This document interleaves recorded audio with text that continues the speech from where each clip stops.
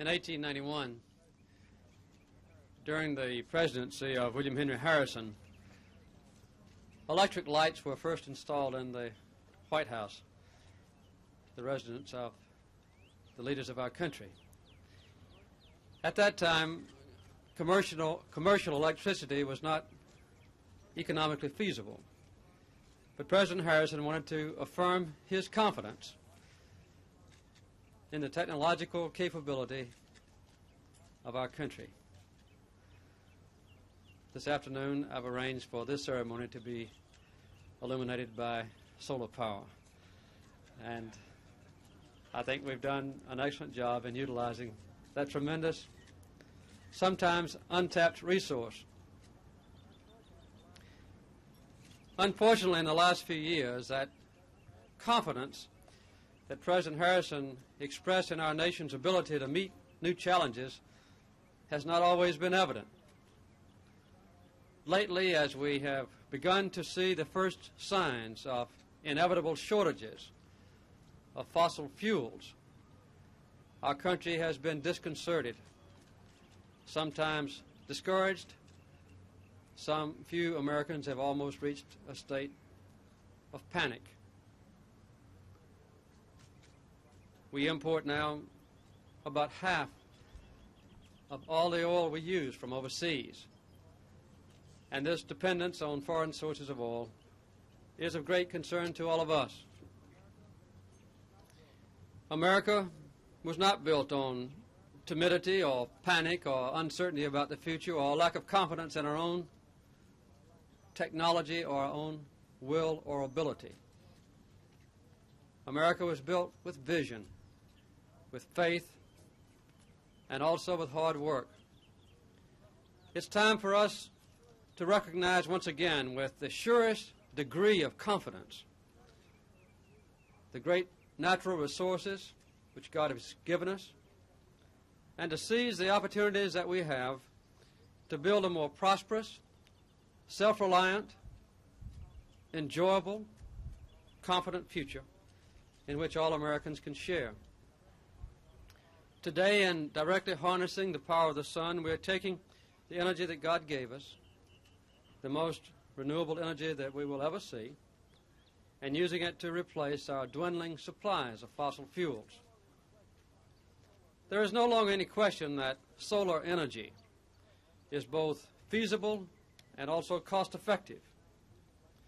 In those homes now using electricity, a typical solar hot water heating system, such as the one behind me, can pay for itself in 7 to 10 years.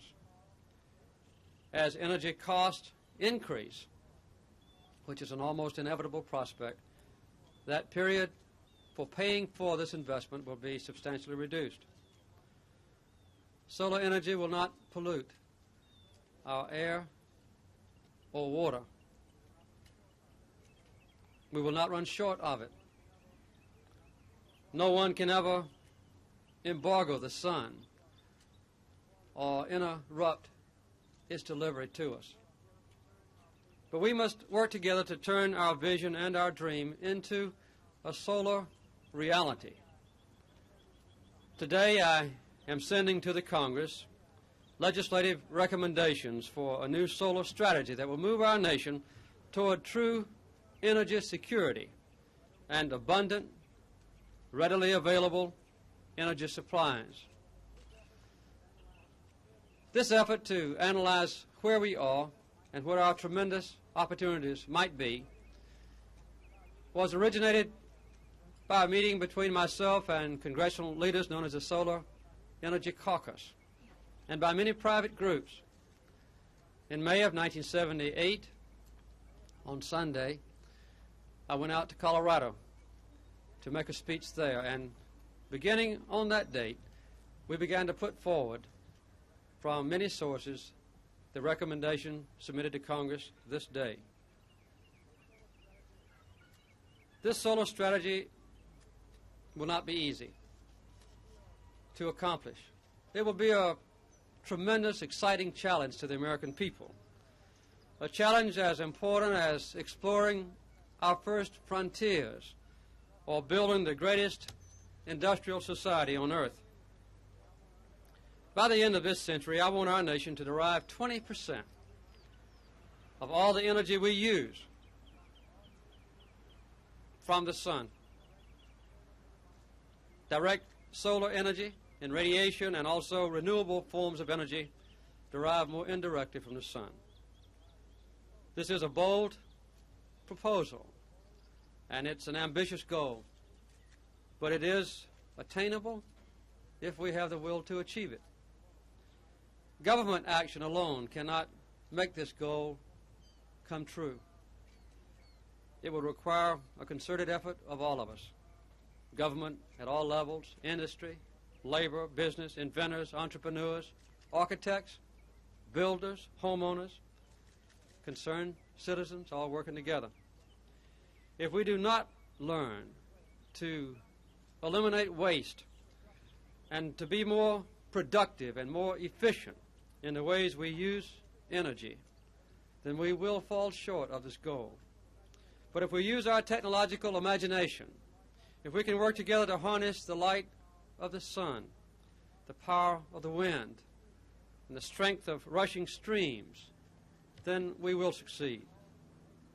In this, as in all major national programs, of course, the federal government can be a catalyst for change. I'm proposing a coordinated government-wide effort using all the tools at our disposal to spend more than $1 billion in fiscal year 1980 to stimulate solar and other renewable forms of energy. I'm directing the Tennessee Valley Authority, our nation's largest utility, to become a solar showcase. I'm proposing major tax credits to speed the development and the commercialization of solar energy. This strong federal commitment to solar energy will be sustained year after year after year after year. It will not be a temporary program. An important new program in the solar strategy is the creation of a solar bank, which will be funded out of the Energy Security Fund. The money to be derived from the windfall profits tax now making its way through Congress. This will allow us to encourage the use of solar energy in residential and commercial buildings and in many other uses. In the year 2000, the solar water heater behind me, which is being dedicated today, will still be here, supplying cheap, efficient energy. A generation from now, this solar heater can either be a curiosity, a museum piece, an example of a road not taken, or it can be just a small part of one of the greatest ventures ever undertaken by the American people, harnessing the power of the sun to enrich our lives as we move away from our crippling dependence on foreign oil. As President, I am determined that America will move toward the solar age with effectiveness and determination, with excitement, high spirits, and with confidence. Therefore, I dedicate this afternoon this solar heater, harnessing the rays of the sun to the benefit of those who serve our country at the White House, with the faith that American technology will meet challenges that lie ahead, and that we will build a more self-reliant and a more secure nation for the generations to come. On behalf of the people of our country, I want to thank the members of the Congress who are assembled here this afternoon, the members of my own administration, dozens of private citizens groups who have long worked with dedication and sometimes disappointment in increasing the interest in and the dedication to solar power. I think all of us working together can assure the success of what is being initiated this afternoon, a national program supported and enjoyed by all Americans to make solar energy a clean, sure, economical, exciting part of Americans' lives. Thank you very much.